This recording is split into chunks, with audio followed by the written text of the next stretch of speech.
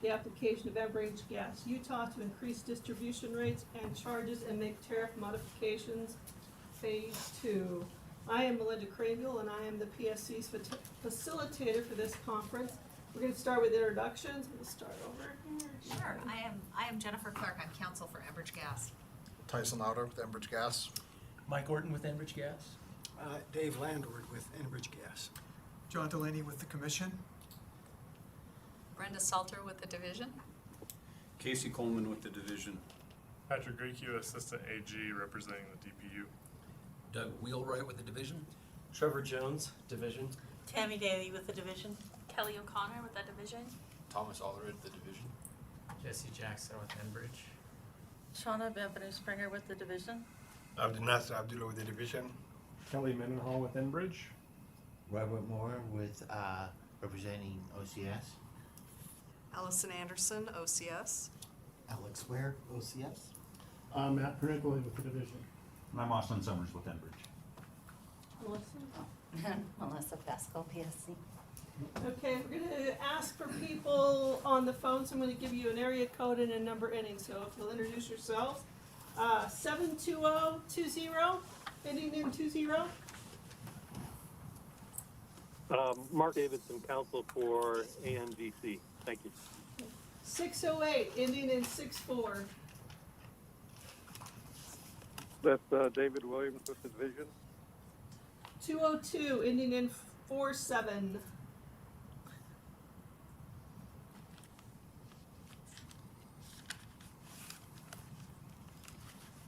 That's probably me. This is Damon Xenopoulos, Stan Matthias Xenopoulos and Brew for New Coatesville, Utah. Thank you. 707, ending in 09. This is Courtney Higgins for UAE. 512, ending in 56. Jim Daniel, Jim Daniel for OCF. And 512, ending in 49. Nick Weaver with OCS. Okay, thank you very much. We're going to turn it over to I'll take it. Enbridge. So if you've already taken a look at the slides, you've probably seen that it's pretty basic. We didn't get any questions for this tech conference, but the division asked us to do kind of an overview of the case. So we're going to do a little bit of cost of service and a little bit of revenue requirement, and just very little on that since this is a phase 2 thing, but we'll kind of walk through just a few things. So when we're talking about a general rate case, and I should say, thought about bringing pie, but it just seemed messy, and I just didn't want it. But if you have any questions that come up as we're talking, feel free to pipe up, throw something at me, whatever.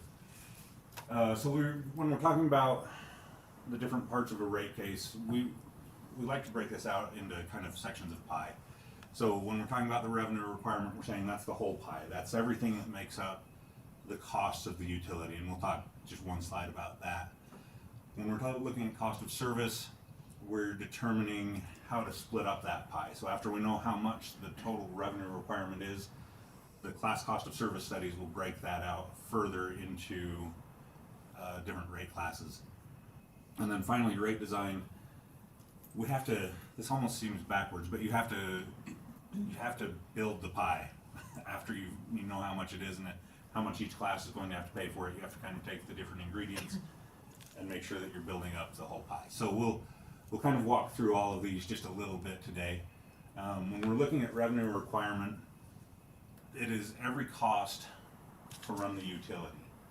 It doesn't include gas cost, anything like that. It doesn't include any upstream transportation, anything like that, but it's just everything that's part of the utility.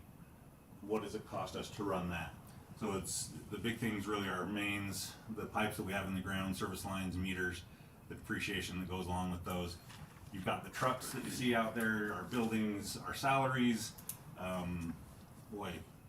gate stations, everything that's out there. That's what we're talking about that makes up the total pie, and we're looking for a total dollar amount, and we would call that the revenue requirement. So that's what the revenue that we need to run the utility.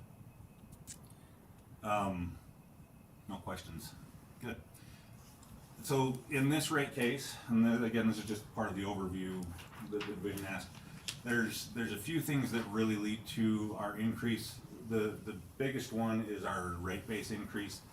So between the last rate case and now, we've spent a lot of capital, and so getting a return on that capital leads to about a $51 million. That's $51 million of that case. Our return on equity, we propose to be increased from 9.6% to 10.6%. That's an increase of $22 million.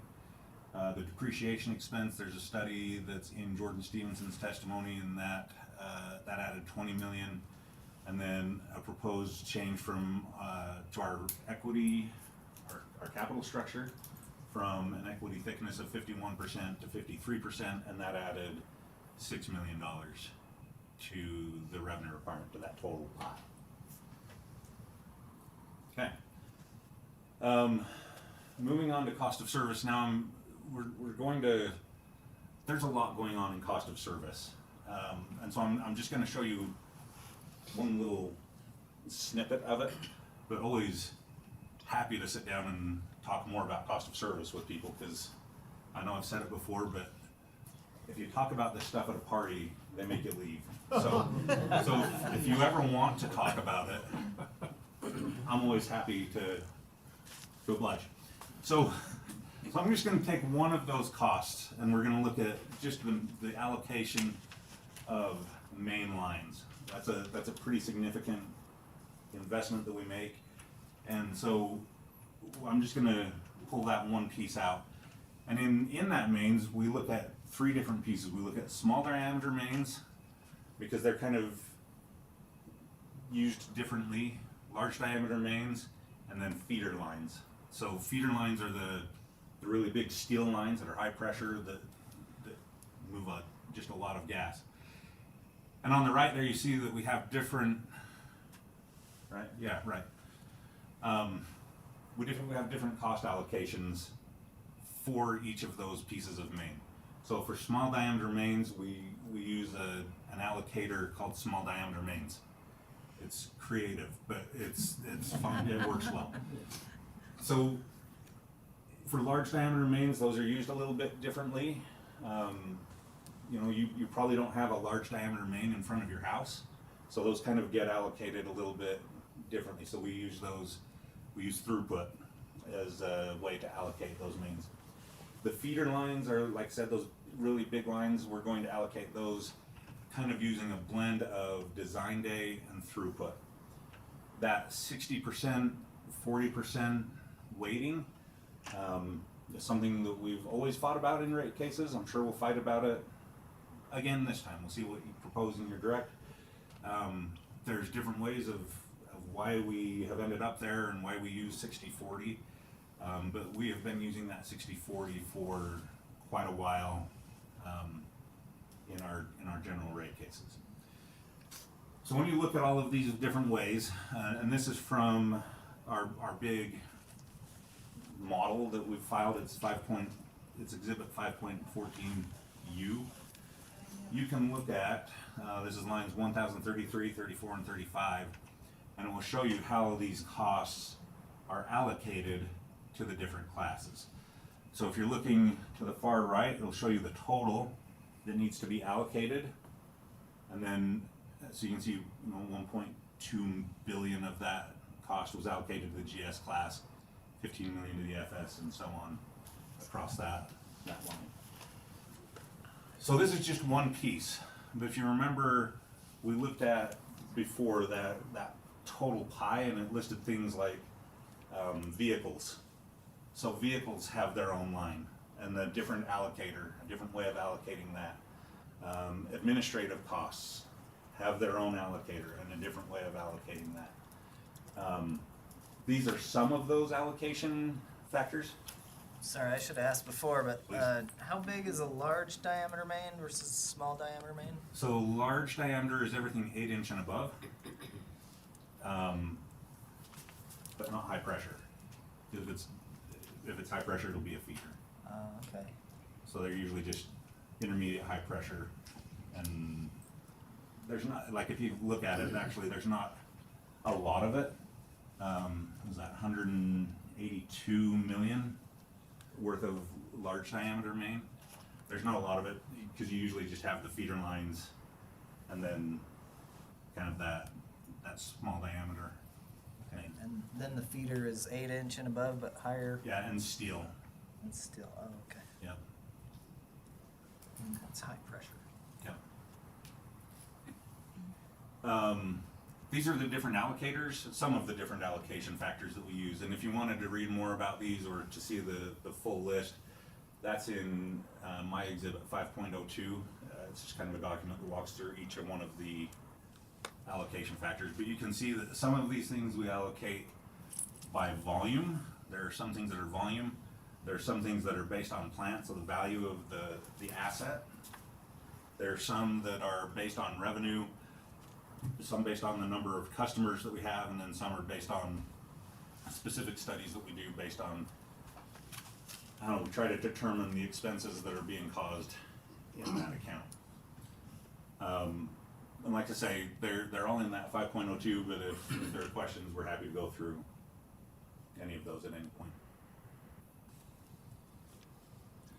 We wanted to show just a quick comparison of how the cost of service studies worked out in this case compared to the last case.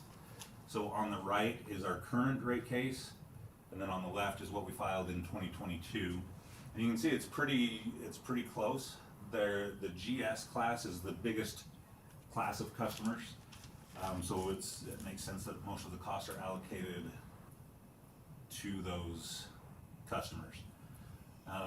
Any questions on this one? Casey?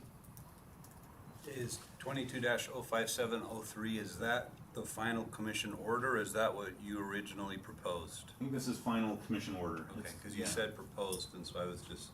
Yeah, sorry. Okay. So this should be commission ordered. Okay. This is what we proposed in this case. So it looks like the NGV class is shrinking quite a bit since the last rate case, right? Mm-hmm. And I know you've got an RFP out to sell some of the stations. The RFP is not for all the stations, right? And I don't know what we want to So maybe, talk about maybe on we can that. give an update on that. So the big reason why you've got a drop in the NGV class is because we're proposing a subsidy of a portion of that class and other classes, right, which we didn't have in the last rate case. So we have seen declines, which you can imagine, CNG vehicles, they're not being produced anymore.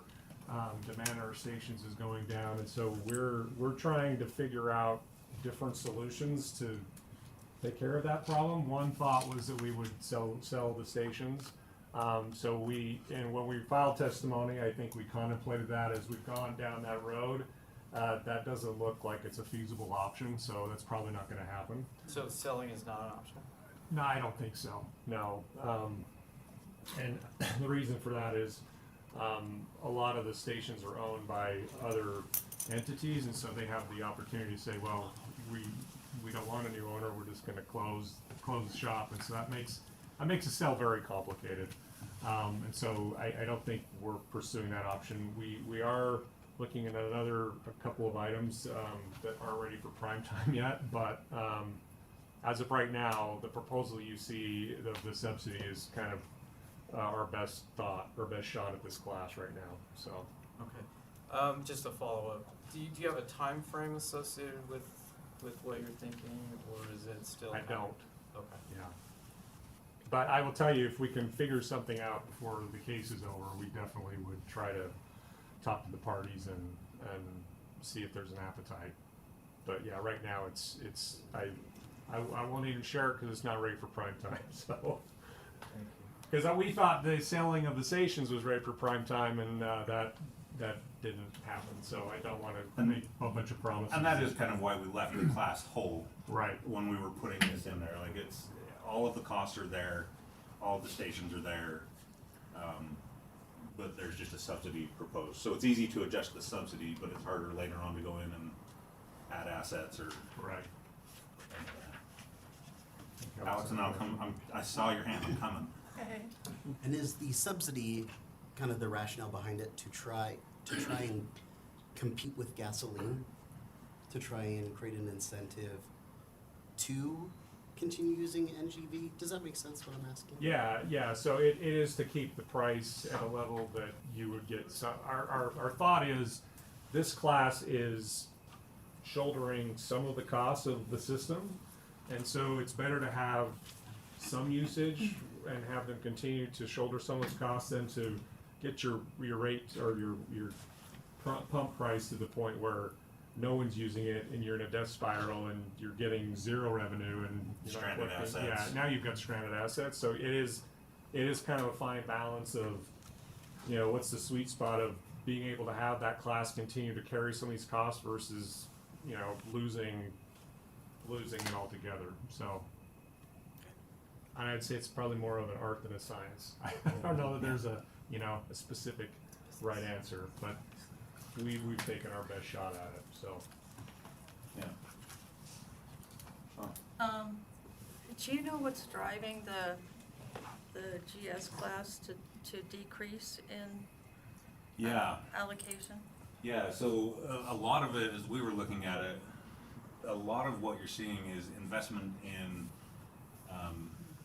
feeder line mains. So as you're putting investment in, say it's depreciated down a lot over time, but if you go in and you replace that main, or you're putting in new feeder line main somewhere, if we're going back, I'm just going to go back a slide, I think, 2 slides. Right now, it is using a blended allocation factor that is 60% based on design day and 40% based on throughput. So if you've got a customer has a lot of throughput, they're going to get some of that cost assigned to them, and it's like those throughput costs are what's driving this change from 87.59 to 86.27, so just over 1%, is those feeder line mains. As we replace those, it's those larger customers are paying more of that cost than the small customers, just because of the sheer volume that they're using. I think we've also seen an increase in TS customers as well. Yeah, haven't we? yeah, we have seen some increase in TS customers. So Yeah. if they leave the GS class, they'll take their costs Yeah. with them. It's a good question. Any more on that one? This is Courtney Higgins. I was wondering, is there a compliance cost of service model that conforms to the company, or excuse me, to the commission's order in the last case, as well as on revenue requirements, so that we could make this comparison between that outcome and this filing? There was not one provided by the commission. This was us going in and taking the commission's order and putting it into our rate case model the best that we could, and we got it pretty close to what the commission had ordered. But there is not a model that's out there in public record that shows that on the left.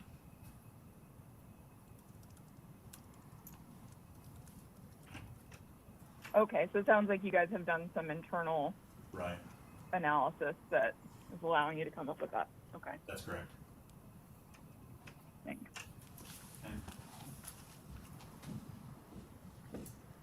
And then finally, rate design. And like I said, this is kind of it feels backwards because you might think that the ingredients come before, but this is where we know what the pie should look like now. We know what it should be, and then we've got to take everything and put it together. So we've kind of broken this out into some of the different ways that we can build a rate, that we can build rate design. But the important thing with rate design is that you have to build the whole pie. You can't leave the top crust off, or else you're missing some of the revenue requirement. If you don't put filling in it, it's not a pie. I don't know what that's just crust. That's not as good as pie.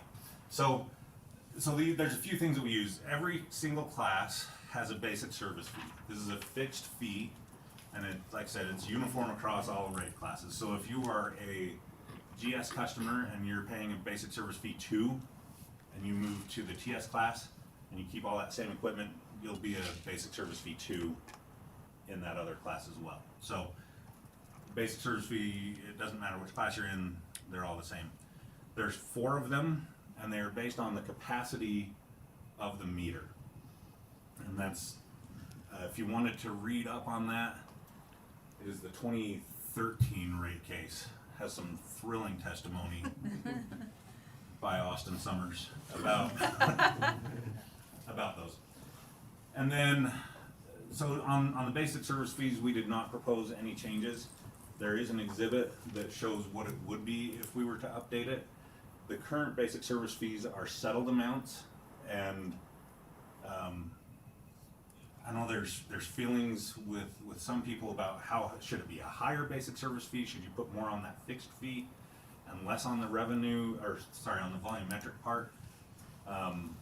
But they were close enough that we just didn't see any reason to change them this time. So that's basic service fees. Volumetric rates are what they sound like. They're a volumetric rate that's based on how much gas you are using. And every one of our classes has a volumetric rate. I'm debating how far to go into declining blocks and summer winter differentials, but these are kind of little tools that we can use if we feel like there's a subsidy inside of a class. So you can change a block break. So when we're saying declining blocks, let me use the GS class as an example.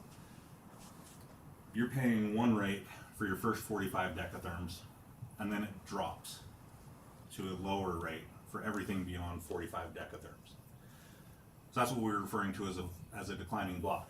Now, if you move that block break closer to like 10 decatherms, it's going to shift costs a little bit to those smaller users, because anybody who's a larger customer will get that discount a little bit earlier. So it's kind of a tool that we can use if we feel like there's a discrepancy or a subsidy going on in a class. The summer winter differential is something that we use in our firm sales classes, and maybe I can come back to that after I talk about demand charges. But in the transportation classes, we do charge a specific demand charge, like it's set out on their bill saying this is your demand. When I'm referring to demand, I need to keep defining things here, sorry. When I'm saying demand, what we're talking about is you're reserving your space on the pipe, if that makes sense. So like you're saying, I want to make sure that my gas has room on your pipe, so I'm going to pay some money to reserve my spot on that pipe. In our transportation classes, we charge them a specific demand charge, and they have to tell us how much firm they want, and that's how much we charge them for their demand. In our sales classes, we don't charge them a specific demand charge, but we charge more in the summer. Or that came out wrong. Other way around. Charge more in the winter. You're like, that doesn't work, Summers. It's just summer's more valuable. Yeah. So we charge, I'm just making sure you're listening. So we charge more in the winter to charge for that demand charge, because all of those customers are firm. So we're not really giving them an option to have an interruptible supply. We're saying you are firm and you're going to pay for that benefit. The administrative fee is something, again, that's just for the transportation customers. It goes toward, if you've met our key accounts group, they work one-on-one with these transportation customers. They help them figure out how much demand they need. They help them with their bills. They do a lot with those customers. That's a big part of that administrative fee. Some of the software that we use in our gas supply group is allocated to the administrative fee. It's developed in a separate study. It's included as one of my exhibits as well. Austin, are they working more with customers individually than marketers? Yes. Okay. Yeah, I would say that's very much the case. Yeah. And is that a time? This is, this is Mark Davidson for ANGC. Can you give me a quick idea what the 25% increase of from 2,400 to 3,000 is driven by? Yeah, and I think I talked about it in my testimony a little bit, but there's a couple of things that happened. Our key accounts group actually picked up another person, so that added to the cost. There was also, we used to have a gas control, or is that the word I'm looking for? Yeah. Gas control group that was shared with an affiliate. It used to be Questar Pipeline, and then it was Mountain West now. So it used to be a shared function, and now that those are they're a separate entity now. We had to get our own gas control department, and so there's a little bit more cost being allocated there as well. Okay. All right, thanks. Sure thing. Sorry, Eric, you had it. Yeah, is this group, are they full-time doing this? They do some other things too. Their key thing is this. What we do is we go to them and we say, of the people in your department, tell us where your time is being spent. Is it transportation customers? Is it sales customers? Or is it something else? Like they do work on some of the rural expansion programs, so that wouldn't be put into the administrative charge. That would just go somewhere else. And just one other question. This is Dave Clark, for those of you on the phone. Roughly how many do you have in this category? In the transportation, Yeah. 1,200, is that right, Dave? It's right in there. I think we would all guesstimate 1,200. And roughly how many people working with them in that group? There are, well, in the key accounts group, I want to say there's 8. It's right in there, and then you've got the gas. There's some of gas supply goes there, some of gas control goes there, some of the software that they use to manage nominations goes there. Yeah. I was going to point out that the volumetric rate in all of these classes is kind of the last thing to be calculated. So after we've calculated the basic service fee, we've calculated the admin fee, and we've determined how much revenue we're going to get from those things, we know how much we're going to collect from a demand charge.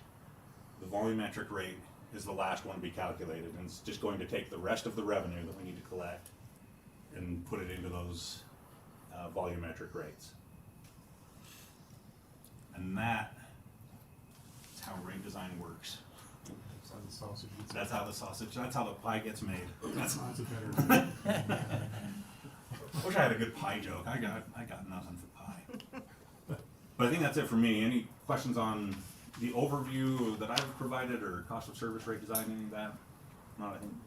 I have one question, but this is because I'm behind in my reading, but on your capital structure, are you going for your actual capital structure or hypothetical capital structure when you went up from 51 to 53? You want to answer, Kelly? You want me to? Yeah, so right now I think we're at 55 is our actual, but we're projecting a 53 actual in the test period 2026. So it would be our projected actual. Yeah. Okay. I think Kelly is up. All right. So we didn't get any questions on CET, but I thought I'd give you a high-level overview. So I think Eric is probably the only one that was in the room when this whole thing went down back in 2006. I would agree with you. Well, I was also there, and it was not that fun. It was fun. Well, I guess it's all personal preference. So I just want to go over kind of the why and the what and the how. So why we have the conservation enabling tariff, and if you go to, it's called something different in every jurisdiction because the utilities all get creative, but this is basically full revenue decoupling is what conservation enabling tariff is. And the kind of the nexus of it was back in 2002, the company wanted to start offering energy efficiency programs, and when, you know, we talked about volumetric rates, when you make the majority of your revenue on a volumetric rate, incenting people to reduce their usage is not the best business model. So we needed to do something to kind of address that issue. And so we had a working group. We talked about a whole bunch of different issues or ideas: straight fixed variable, lost revenue, where you take the estimated amount of lost revenue from energy efficiency and make an adjustment, and full revenue decoupling, partial revenue decoupling. We ended up coming up with a settlement in 2006 that was approved by the commission that we would do full revenue decoupling, and we would try it out as a pilot program. And I've given you all the key dates here. I will tell you, writing this in my testimony was extremely boring. You reading it is will be extremely boring. So I'm just going to give you the high points, right? So 2009, we determined in that rate case, the 2009 rate case, that we would no longer call this a pilot program. We would continue going forward, and CET would be here to stay. And then in the last rate case, 2022-05703, it was determined that we would reevaluate it. So here we are. So kind of let's talk about what's happened since then. So I talked about the real reason for this was to remove the disincentive to encourage energy conservation and demand side management programs. So we feel like we've actually done a pretty good job here, and you can see these are the results since 2007 when we started the thermalized program. So this first column shows the annual gross decatherm savings. So what that's showing is, let's say you did a furnace, this would show you how much you would save in that year that you get it. So this is an aggregate of all the rebates paid. Correct me if I misspeak here, Mike, who's my expert. So far, so good. But this is how much you're saving each year in decatherms because of these incentives that have been paid out to customers. The second column is the total lifetime gross savings. So to use that example again, the furnace, this would be the aggregate of all of the incentives paid out, the lifetime savings added up. So if I'm going to save, call it 8 decatherms a year on my furnace, and my furnace is going to last me 14 years, it's 14 times 8, and then the aggregate of all those rebates. So just to put this into perspective, the GS class in a given year in 2024, about 106 million decatherms. So you can see we're saving on an annual basis just under 1% a year, and then when you compound that, it grows. So we feel like we've taken this seriously. We've really got a robust suite of energy efficiency programs. You can see we paid out 1.4 million rebates. I think over half of our customers have participated in the program, so really good participation. So from the standpoint of did revenue decoupling do what it was intended to do and allow us to really go after energy efficiency? I think the answer is yes, if you look at the data. And I mean, we can I think I provide additional data in my testimony, but I think the numbers speak for themselves.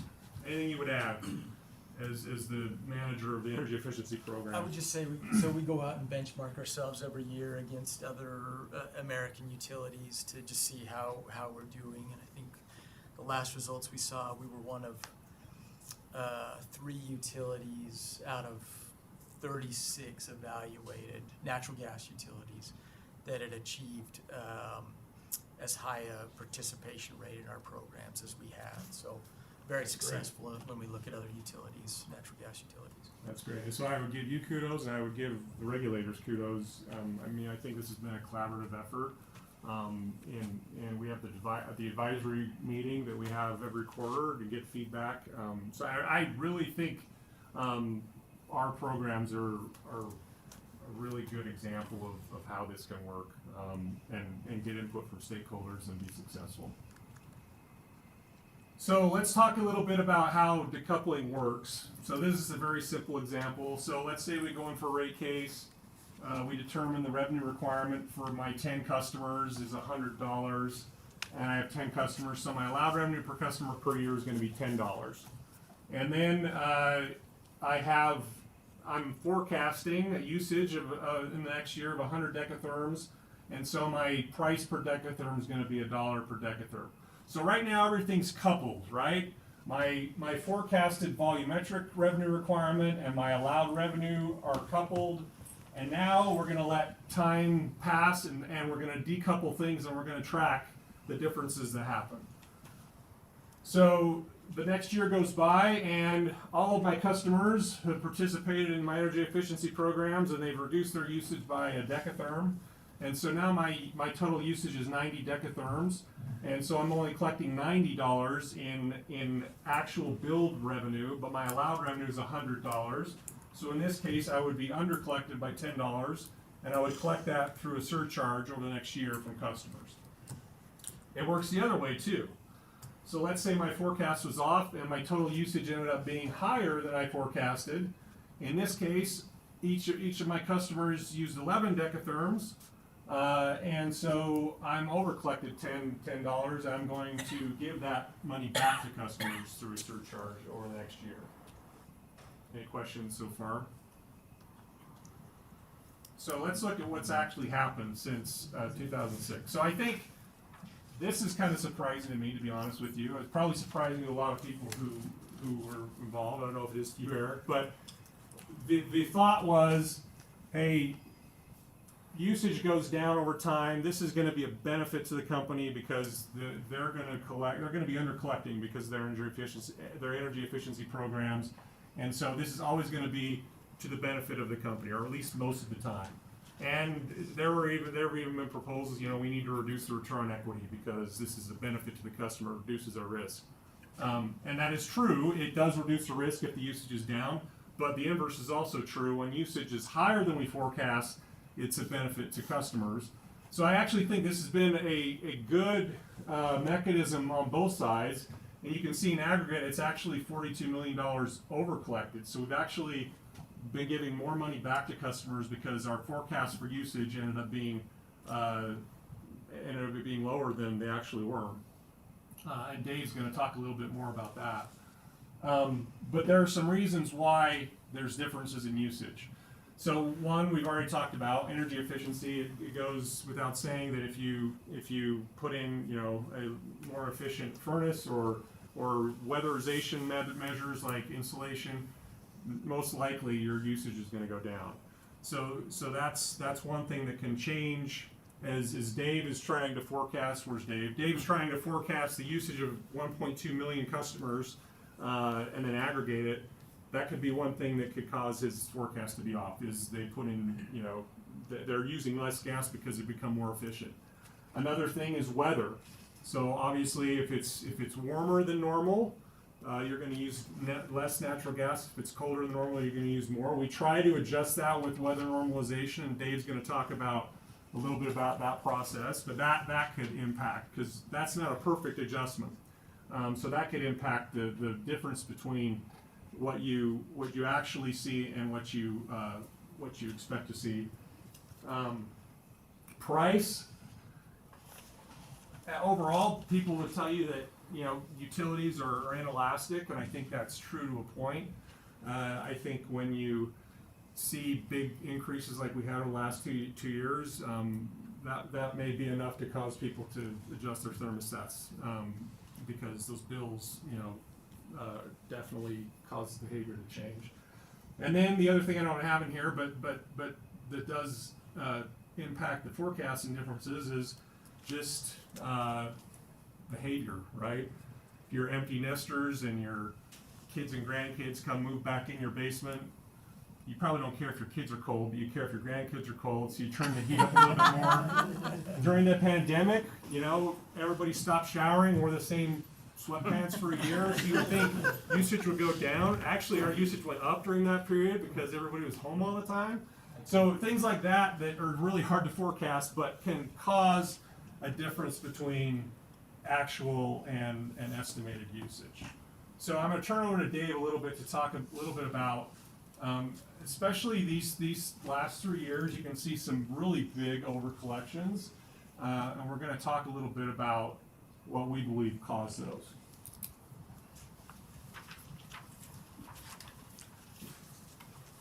I've been in this business long enough now. being called to the principal's office to talk about forecast variances. I have no pride left to win.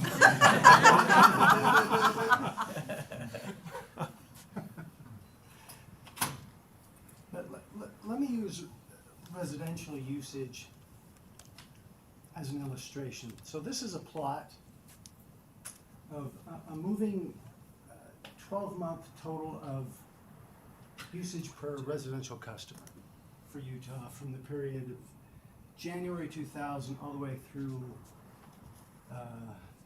the end of, let's see, this one goes to the end of 2021. So this is average usage on an annual basis for customers over time. I don't actually forecast usage per customer.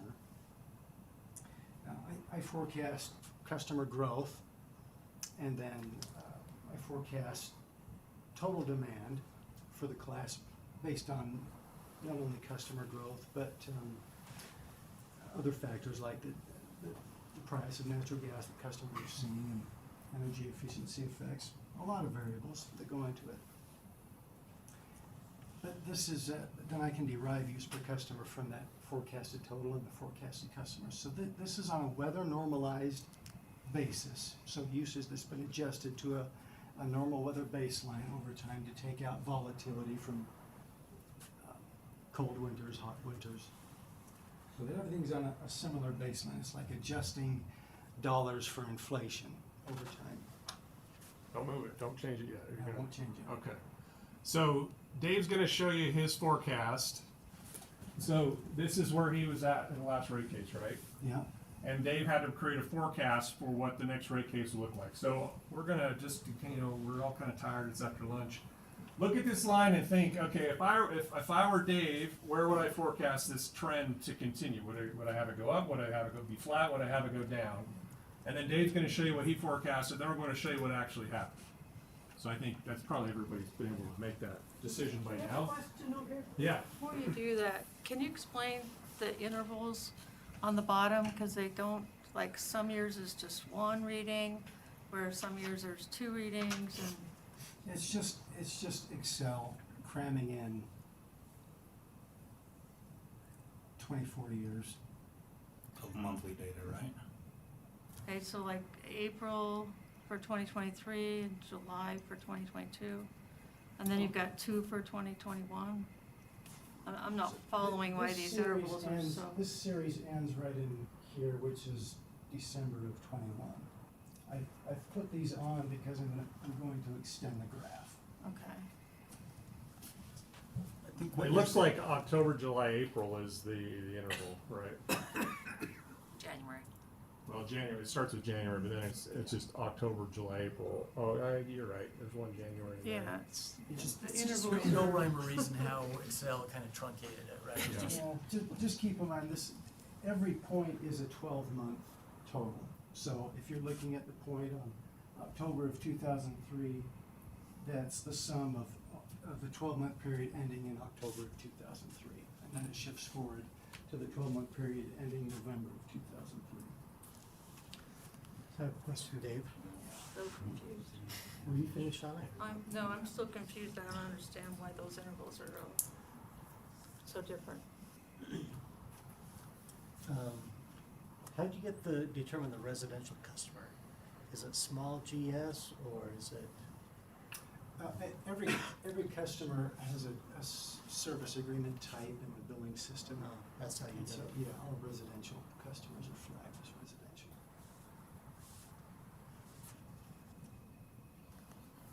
So this is what the picture looked like in January of 2022 when I sat down to update the forecast for the period that would extend 11 years beyond that, and it would include the forecast for the year 2023, which would serve as the test year forecast for the last rate case. So, is everybody done guessing? Yeah. I'm so You excited. formed a forecast in your head. This is the resulting use per customer through 2022 and 2023 that was forecasted. So this is the use per customer that was the underlying assumption, the basis for the test year of the rate case, of our last rate case, and what the CET allowed revenue per customer would be derived on.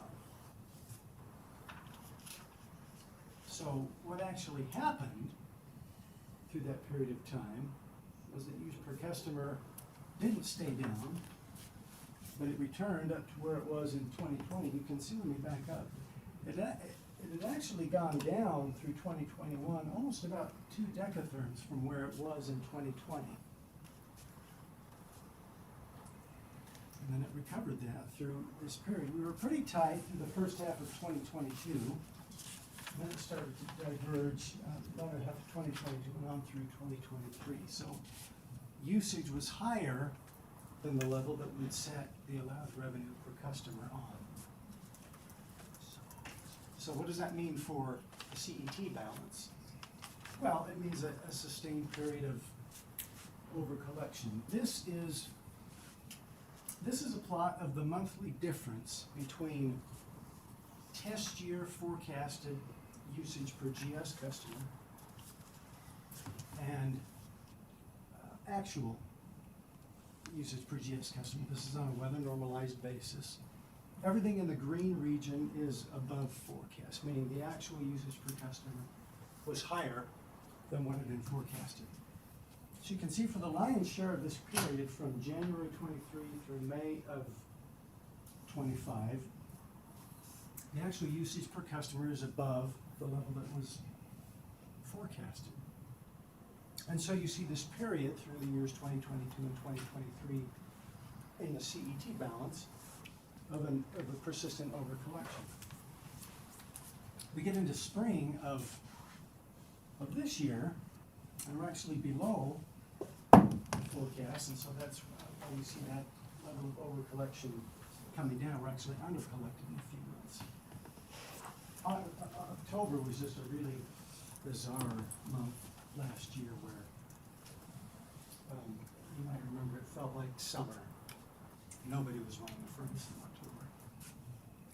So to put this into contrast of what we've seen in the past with the CET balance, the same comparison for the 2020 test year, 2 rate cases back. So this is again a comparison of actual use per customer for the GS class versus what was forecasted in this case for the 2020 test year. And in this case, we've got the opposite effect where most of the time the usage per customer, the actual usage per customer was at or frequently below what was forecasted. So while there is some overcollection during that period, you've got some undercollection that's counterbalancing it, so we're a little tighter. So it was just an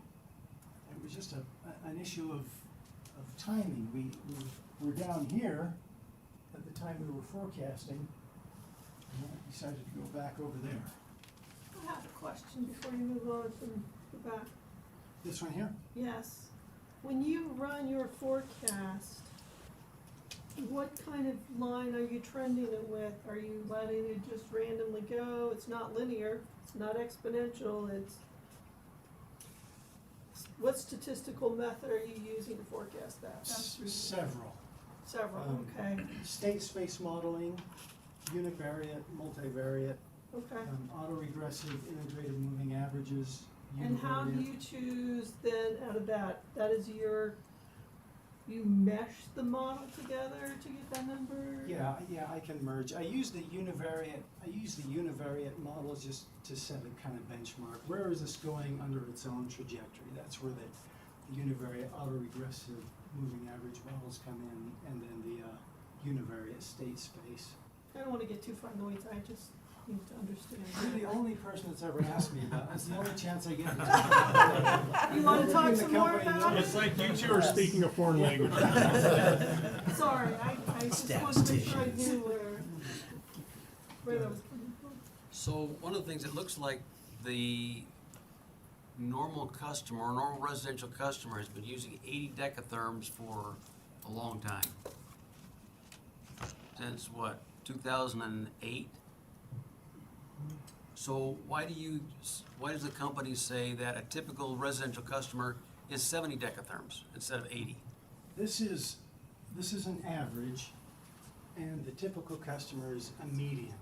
So if you look at the distribution of annual usage, even within the residential class, it's not a beautiful bell-shaped curve. It's concentrated highly, right around the high point of 70 decatherms, but then it tails out to the right with residential service agreements that are using well above that. So this is an average, so it's skewed higher than the median. Okay. Yeah. So you mentioned the CET balance. Now that's for the conservation part of it, but you're saying the weather normalization differential ends up also in that same accounting balance? Is that, you referred to it, okay. Yeah. The other question I had is, usage really hasn't changed, and the company is not being hurt by conservation at this point. I mean, usage has been pretty flat. So, do we need to have a conservation enabling tariff if the company's not being hurt by conservation efforts? Does that make sense? Who's the best one to answer that? I'll answer that. So I think, I actually think he's, as we're going through and explaining the forecasting, it's very difficult to forecast usage per customer for 1.2 million customers. So I think if you're forecasting total customers and coming up with allowed revenue that the company can collect, that's going to be an easier forecast to complete, and a forecast that will be off less than if you just do it based on usage per customer. So I actually think you want it not just for the company's benefit, but for the customer's benefit. And if you go back to the prior slide that I ended on, it's actually been into the customer's benefit to have revenue decoupling. And if we didn't have revenue decoupling, we probably would have over-earned for the last 3 years. So me personally, I think it's a way that at the end of the day, our goal is to collect the right amount of revenue to cover our costs. That's just the just and reasonable way to do it, right? And I think the conservation enabling tariff allows you to be more accurate or more confident that you're collecting the right amount of money, the company's collecting the right amount of money to cover its costs, whether that's to the benefit of customers or to the company. So yeah, I think any mechanism that you can include in rate design that improves that process is to everyone's benefit. Sir? You showed us when you forecasted there that yellow line, Yes. but the actual number is different. It's kind of trending up. That's just another way of saying you cannot just forecast on a trend line. Oh. And the confidence we can have with this depends on the models you are using. You mentioned several econometric models. You cannot be using for one variable that many variable models. So the confidence comes from a discussion about the model, the exact model. You use it and the functional form you were fitting. So that is where the confidence is coming for us regarding this forecast. But right now, all we're doing is just eyeballing the line, where the line is going. Does that make sense? It's just, yeah, it's for illustration, so that you can see what was projected versus what happened to explain the CET overcollection. I understand what you're saying about modeling. I would say, first of all, we never want to just rely on one model. This is too complex. We've got to look at it a number of different ways to have confidence. The second thing I would say is this is important to understand. As you know, when we're developing and fitting a statistical model to data, we're looking at a long period of time and ultimately estimating statistical coefficients for the entire set that remain fixed, and then we extrapolate that forward. That's the nature of forecasting, statistical forecasting. But the actual weather normalization that's being done is happening in the billing system, customer by customer, month by month. And it's a simple average.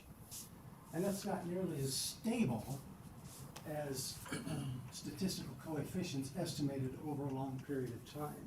To weather normalize your bill every month, the billing system looks at your actual usage for, say, a 30-day billing period.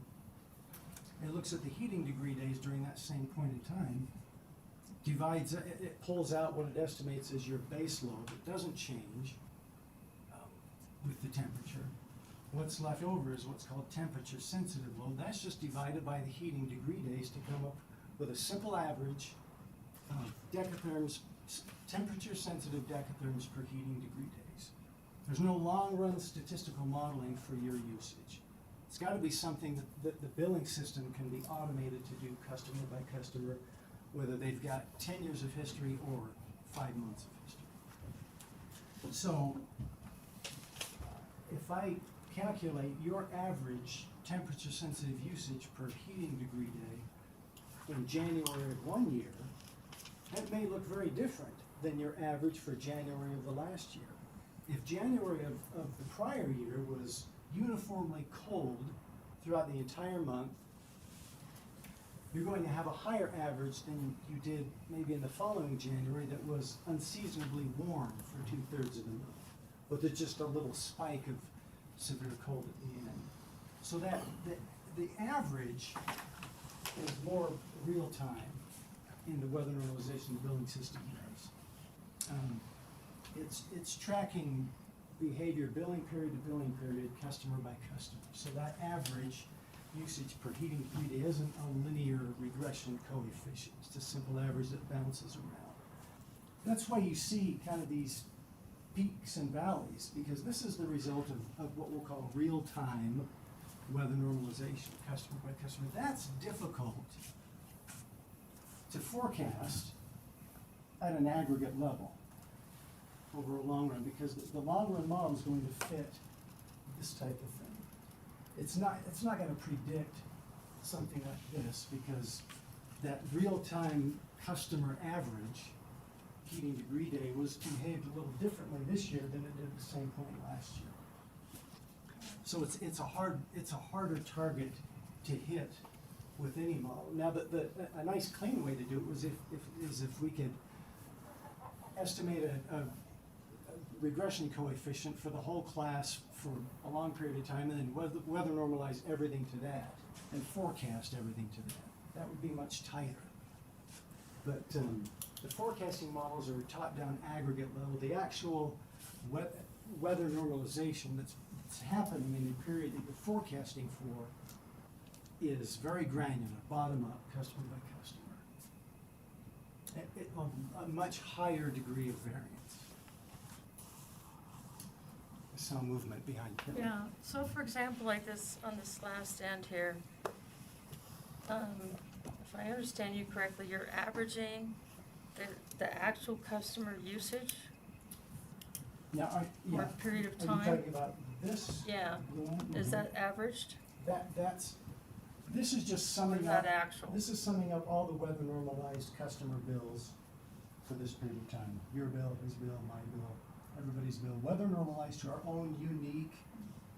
Because during that Degree time, factor. for example, April 23rd, April 2023, that happened to be when we had the highest snowfall on record. So usage should have been up, which obviously on average it is, which you couldn't forecast because, yeah, you don't know that that's Right. something that's going to happen. Yeah, it's kind of a unique anomaly within a very long series of anomalies. Yeah, it bounces around, and we're trying to consolidate it all and tighten it up and move it forward. It's hard to do. We're always going to miss it somehow. question is by how much, and you're right, this is hard. Something like this is just, it's hard to predict. You might answer this in your last response, but I'm just gonna ask, do you have this same graph without the weather normalization? I know you were talking about, like a top-down approach versus bottom-up, and I don't know if that's. I have to go something back you have. and look. I think I may have produced one recently.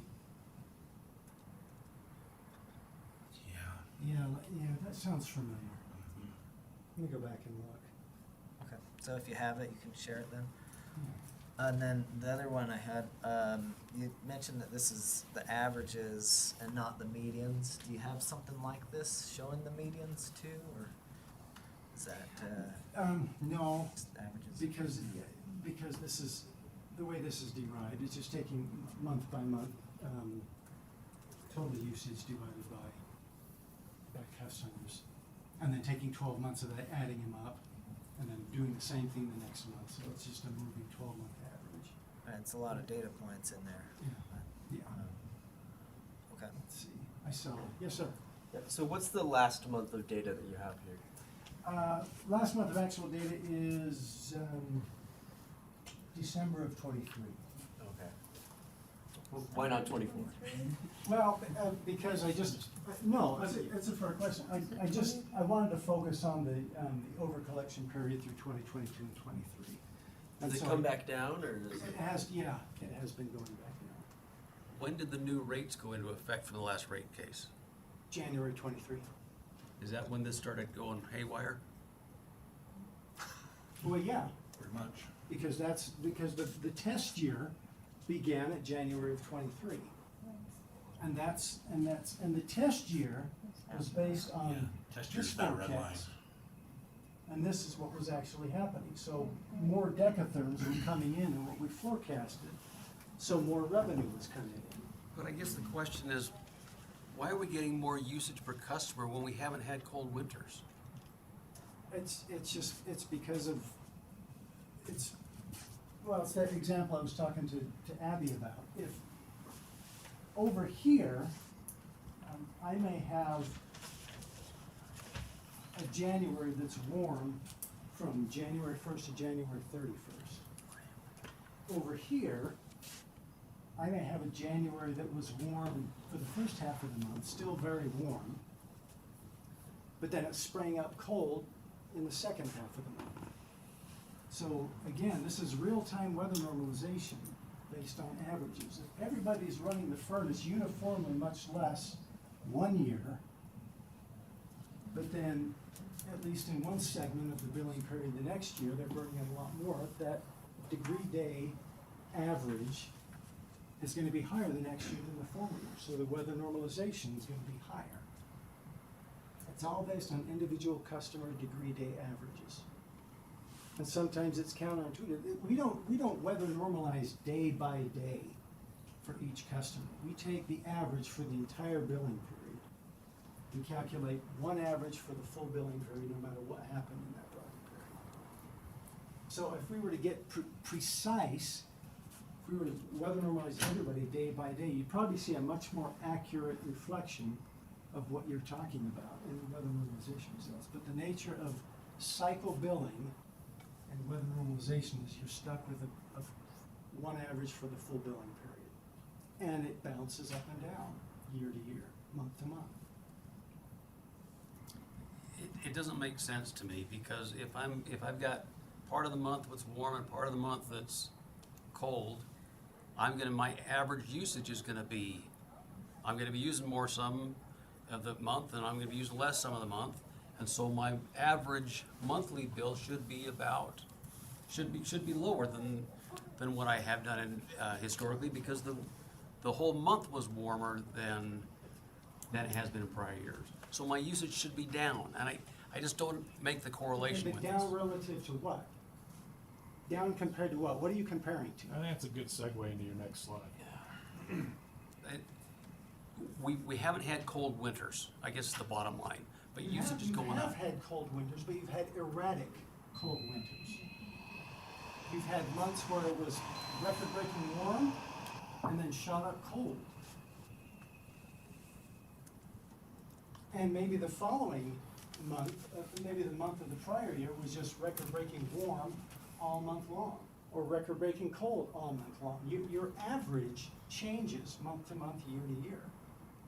That's to your benefit as a customer, because if you put in a air source heat pump, then the billing system will pick up that change in your consumption pattern immediately, and it'll weather normalize less than when you were burning that old inefficient furnace. That's not the way forecasting works. Forecasting is long-run aggregate.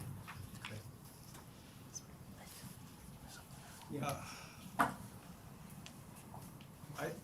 What I'm thinking of is there is the group is diverse. I mean, go back to the other one. If we go through the line and draw a trend line, a linear trend line, what we would anticipate is that it will go straight line downwards, because the overall trend line is negative. But when you look at the actual numbers, it turned up. What this tells me is that the model that best fits this data is not a linear regression line. It would be kind of a quadratic function rather than, so it's the functional form that makes the difference, the whole difference. So I think I will talk to you about it outside of the meeting, the functional forms and things We like can that. talk details, and you're invited too. Just to quickly give you a preview, I'm not using just straight linear regression on this whole thing. I'm using dynamic time series regression, which takes into account this changing rate of decline. And it weights these years more heavily than these years. Okay. One thing that makes this so challenging to peg and forecast, even when it's weather normalized, is the fact that weather normalization works best with a fairly consistent heating degree days pattern. Weather normalization is intended to establish a baseline, a benchmark of average heating degree days across a period of time in the past, anywhere from 10 to 30 years, and just hold that constant. So that's the reference point going forward. So when we adjust usage through weather normalization, what we're trying to do is take out the volatility that comes from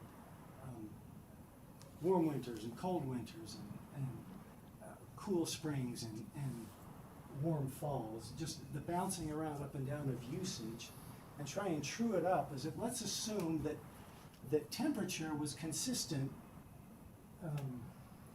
year to year across a long period of time, and how would customer usage behave if there was no swings, no variance in temperature. We use a metric called heating degree days. Very simply, that's taking the average temperature for the day, high plus low divided by 2, subtracting that from 65 degrees Fahrenheit. If there's a positive difference, those are what we call heating degree days. That's just an easier metric to do analysis like this, to correlate gas usage or power consumption. They use cooling degree days. It's easier to work with than degrees Fahrenheit or degrees Celsius. This is a plot of heating degree days, annual heating degree days, going back to 1950. So we're spanning 1950 to 2024. Can you just define what a heating degree day is, how it's calculated? Yeah, I just. Sorry. Oh, Yeah. okay, I'm sorry. Yeah. I was distracted. He did go through it fast, I'm just gonna say. Yeah.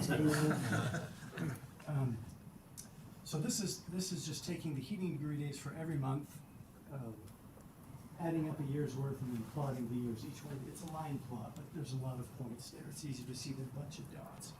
This just shows annual heating degree days across that period of time, ending in 2024. I want you to focus on this region here. This is the last 11 years. It looks like a small point of time when you're looking at 74 years, but that's an 11-year period spanning 2014 to 2024. During this period of time, the annual heating degree days, I feel like a weather forecaster talking about temperature, have never reached, no annual heating degree days total in this 11-year period has ever reached even the average annual heating degree days for the 11 years prior to that.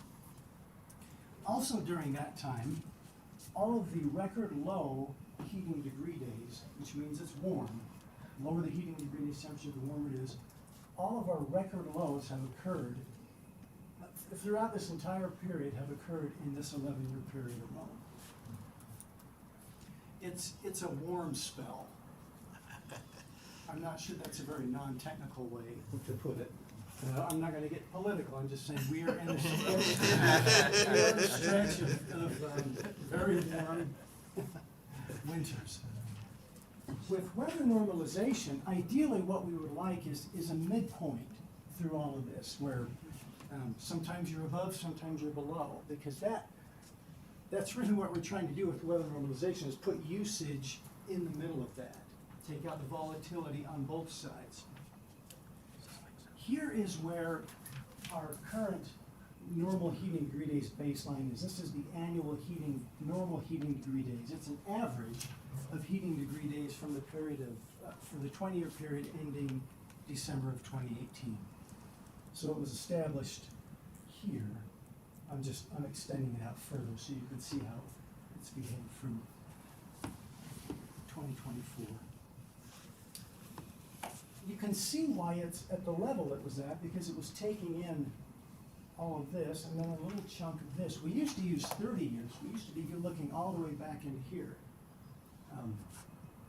In 2018, we shrunk that to 20 years because we were seeing this kind of behavior. We thought, well, that's not really in alignment with what's happened out here. So we shrunk it from 30 years to 20 years, hoping that would bring this in a little better alignment. But what's happened since 2018 is we've stayed down here, with the exception of 1 year. We're always below what we're calling normal. So it's not a midpoint. It's not the sweet spot that we're looking for weather normalization. We're always reaching up. In the last 11 years, 78% of the monthly weather normalization adjustments have been upward, moving decatherms up. We're always reaching up for what we're calling normal. That's not really the definition of normal for weather normalization. Where we want to be is down here. This is the midpoint for the last 11 years. This is actually the heating degree days that we're proposing in this case, based on averaging for the 10 years ended 2024, 2015 through 2024. That puts us in the sweet spot that we want to be for weather normalization. I think you can't really see from the graph, but I think that gives me 5 years where we're below normal and 6 years where we're higher than normal, meaning it was colder than normal. That's a lot better than this.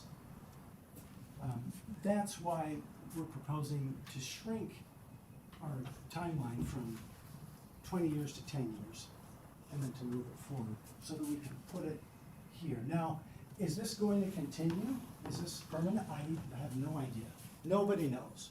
Nobody can forecast that. But for weather normalization, it doesn't really matter, because periodically we'll refresh this with new data and make an adjustment. If things start to trend colder from here, then it just means we'll be adjusting usage down more frequently. We'll be adjusting customer bills down more frequently. Right now, we're adjusting up all the time, and that's not what weather normalization is intended to do. So if we can put this normal heating degree days baseline back in the midpoint, I think we'll see better results, and I think we'll see some more stability in weather normalization, even though it's still real time, working on monthly averages for each customer. It's inherently unstable. We're not going to have to, when we're weather normalizing a bill, we're not going to have to make up a deficit of 180 degrees, heating degree days below normal.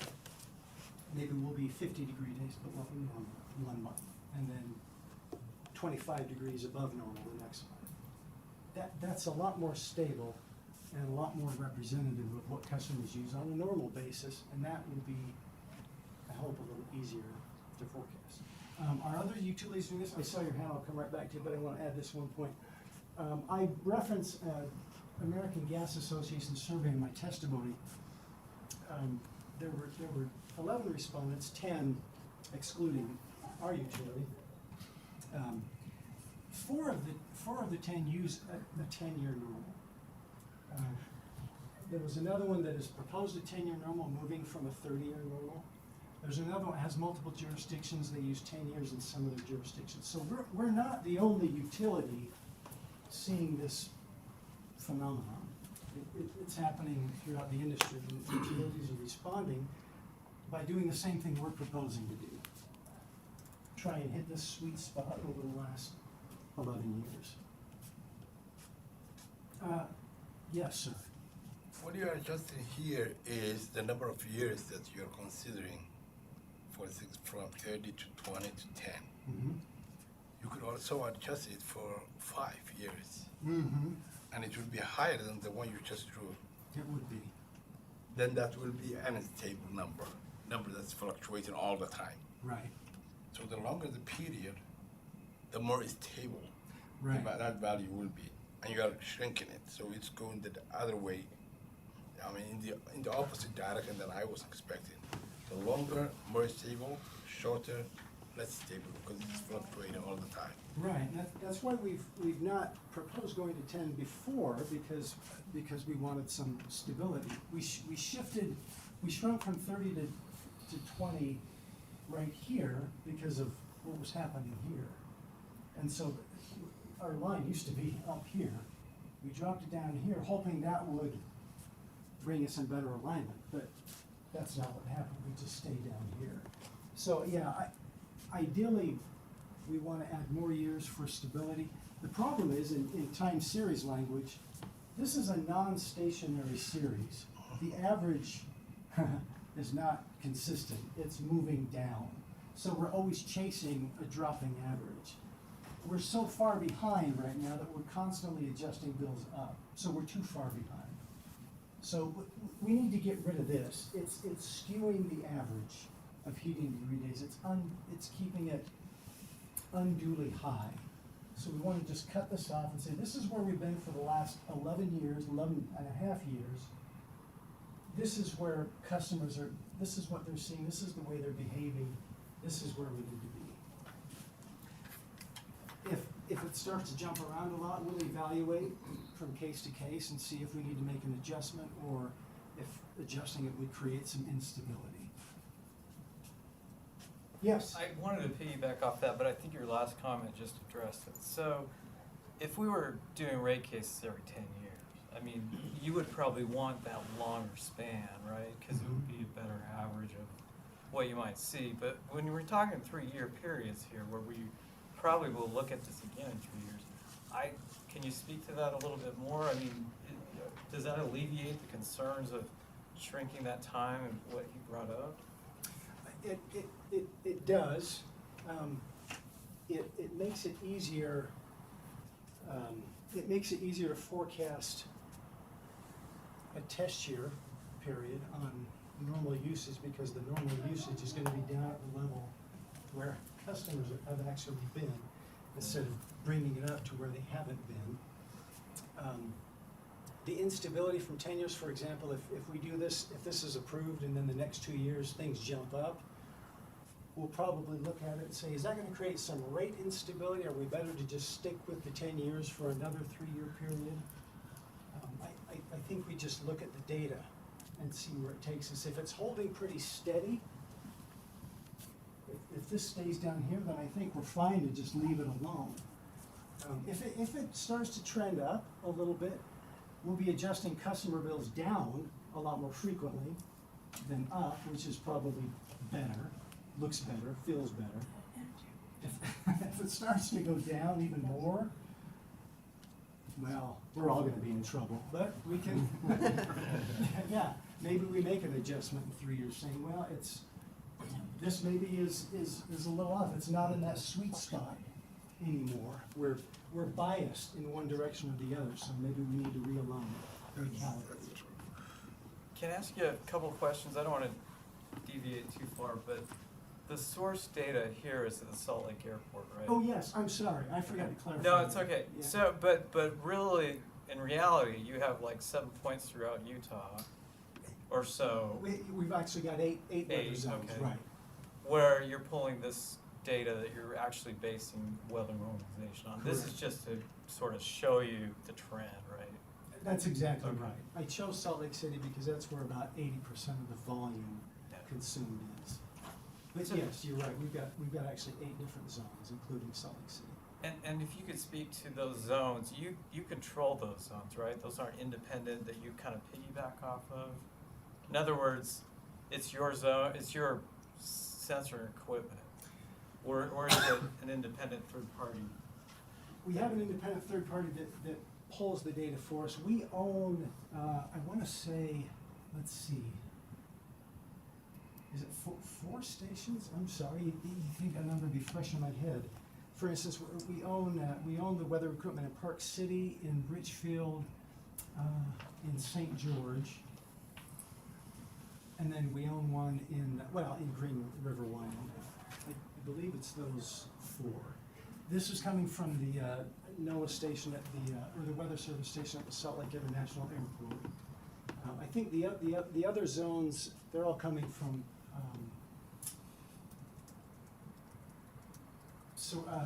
temperature probes that we don't own. But AccuWeather is the company that provides our data for us. So they're pulling in data not only from the stations that we own, but also from these other stations. Oh. And then they clean it up, make sure it's good, and then they provide it to us daily. But is it towards the end of the month, you pick a day or you average it? How do you come up with that monthly billing amount? You know what I mean? I do, Okay. I do. The weather data, the temperatures and the heating degree days derived from it are uploaded from AccuWeather into our billing system database on a daily basis. And it's always actual observed data, except for the day that it's actually uploaded. A portion of that is forecasted, because it's a 24-hour period, and when it's being provided and uploaded, 24-hour period hasn't concluded. So the remainder of the day is forecasted, but then it's replaced the following day with the actual observation. So it's refreshed on a daily basis.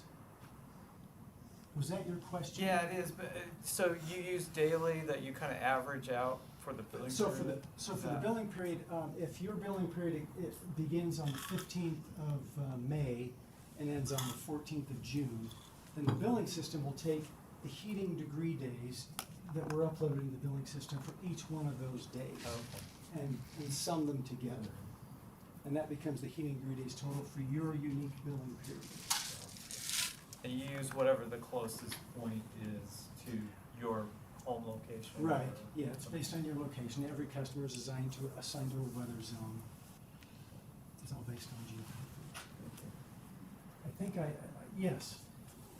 So you're subtracting that difference with, well, the average daily temperature from the 65 degrees? Yes. Right?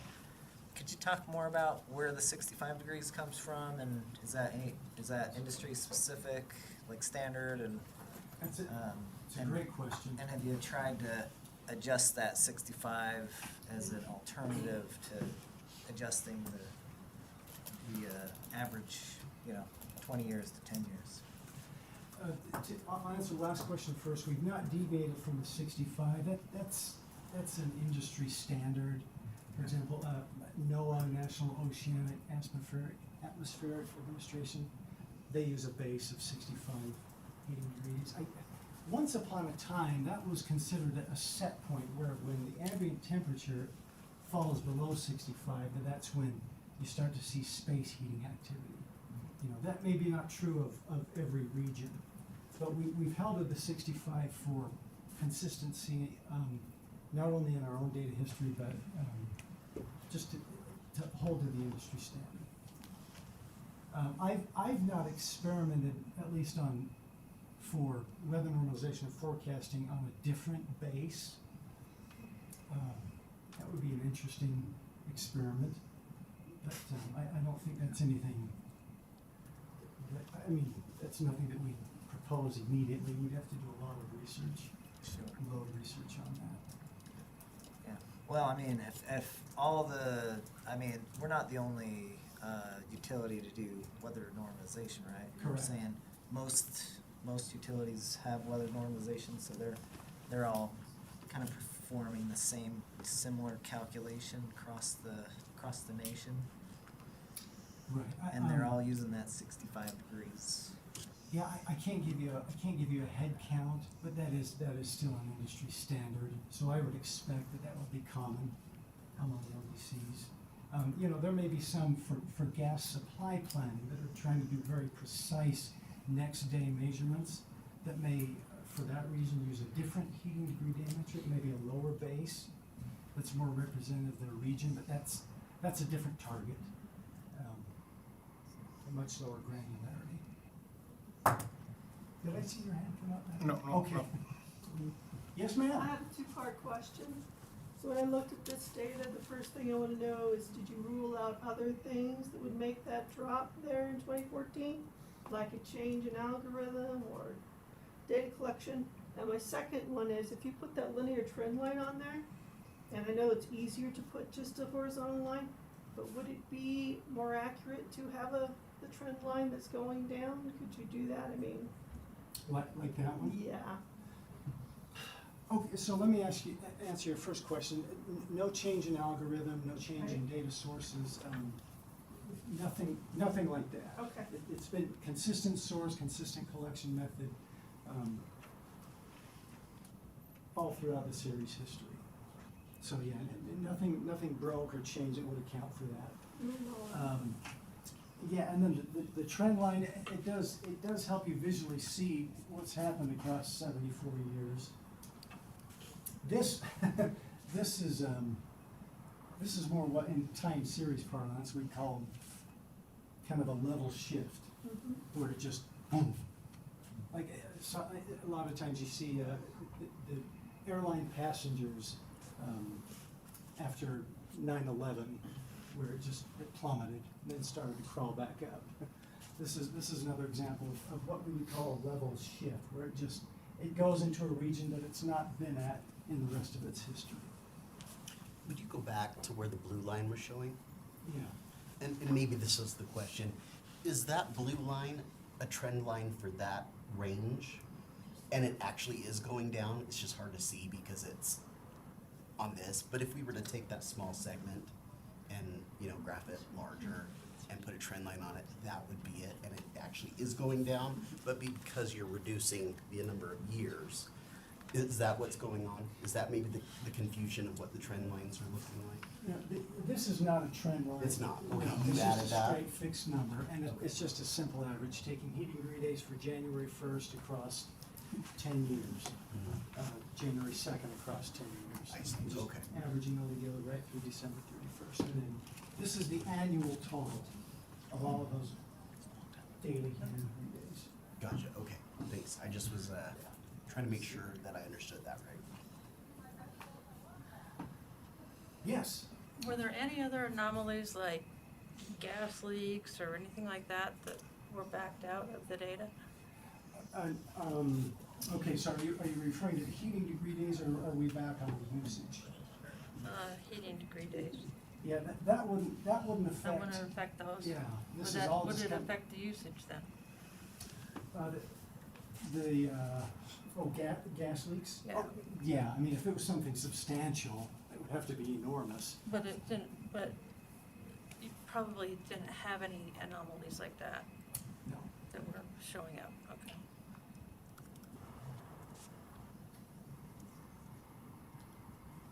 I was supposed to just kind of wrap things up. I wasn't supposed to be the main attraction. Dave said, I think my presentation will take about 10 minutes. Forecast. Such a good forecaster. What would we say? I think, did I catch everybody's questions? I think I did. Nobody fell asleep in my Yeah, I owe Jordan lunch. I'm not gonna name any names, but there was some nosing in Jordan's presentation. I've got my own coffee this time. And the air conditioner's working. Yeah, it makes a big Good difference. forecast. Those are all great questions. Thank you. Any other questions from anyone? On the phone, any questions?